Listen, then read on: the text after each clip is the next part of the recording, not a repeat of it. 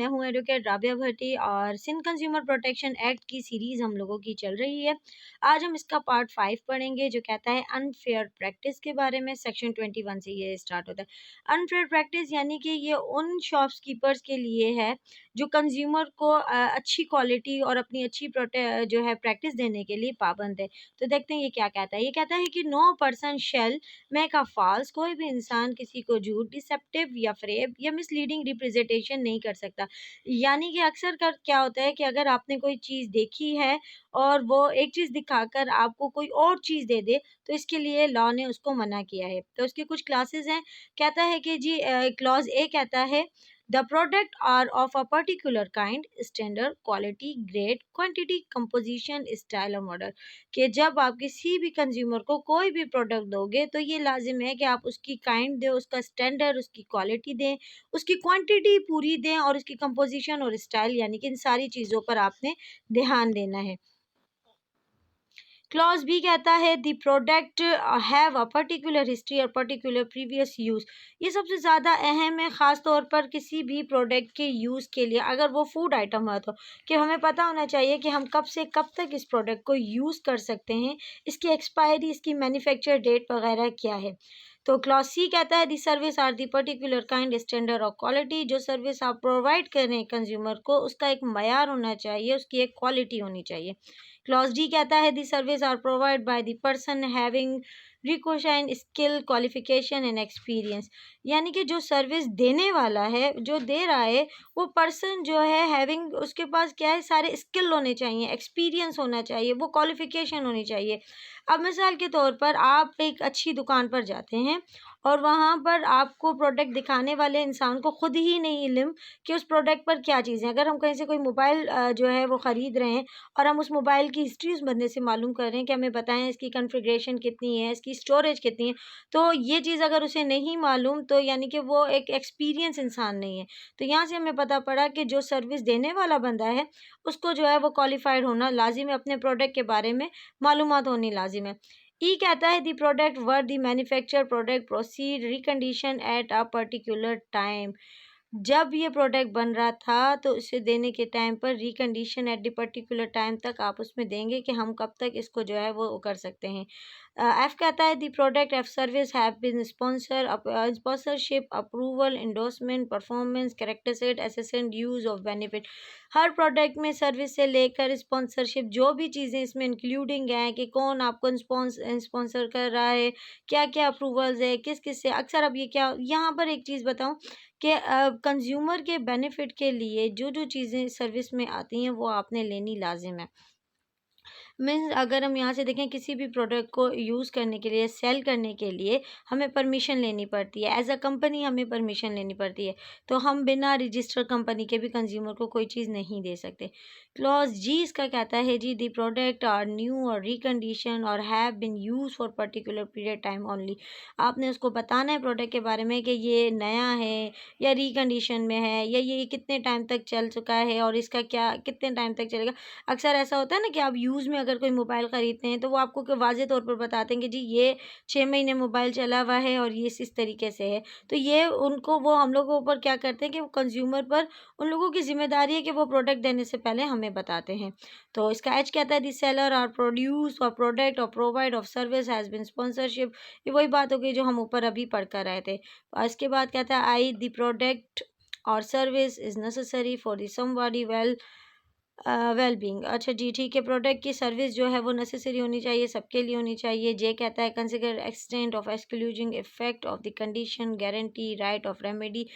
हाँ जी, बिल्कुल ऐसे ही है कि जब भी हम कोई भी प्रोडक्ट ख़रीदेंगे तो ये हमारा राइट है कि हम उसके बारे में सब चीज़ें जानें, उसकी कंडीशन, उसके इफ़ेक्ट्स और उसकी जो है वो ड्यू डेट वगैरह क्या है प्रोडक्ट की, हमें बताना चाहेगा। ठीक है जी। सेक्शन 21 ने हमें ये बताया कि एक दुकानदार जो है वो इसकी ज़िम्मेदारियाँ क्या-क्या हैं कि जब वो प्रोडक्ट अपना जो है वो कंज्यूमर को देगा। ठीक है।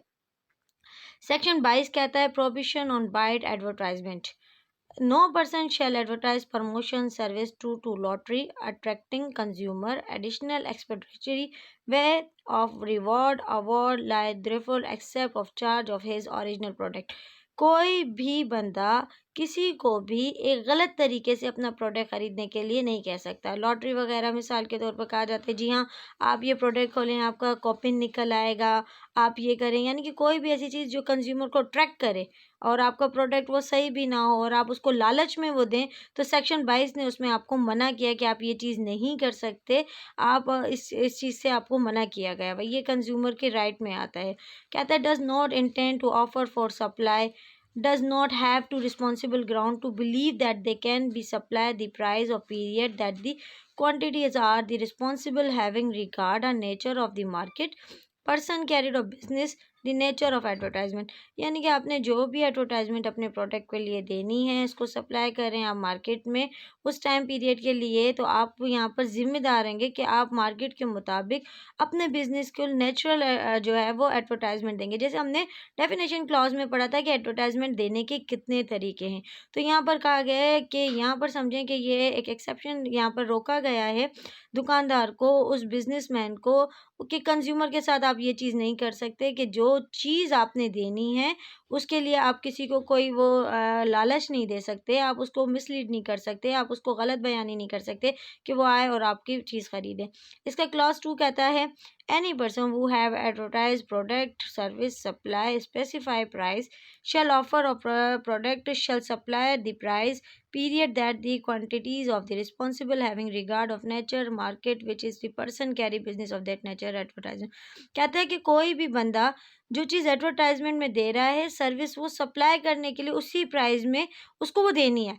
अब यहाँ पर हम एग्जांपल लें कि अगर हम वहाँ पर गए और जे डॉट पर गए, हमने वहाँ कोई कुर्ता देखा और उसकी प्राइस शो में जो है वो 3000 रुपये लगी हुई थी, और जब हम दुकान के अंदर जाते हैं तो वो इस चीज़ से डिनाई करते हैं कि जी ये जो है एक लिमिटेड टाइम के लिए था और अब नहीं है।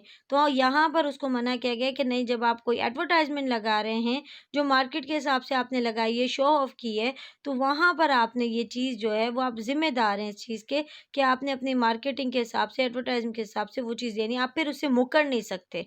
तो सेक्शन 22 ये कहता है। आई होप आपको यहाँ पर समझ आया होगा। इससे अकॉर्डिंग कोई भी सवाल हो तो आप पूछ सकते हैं। Thank you.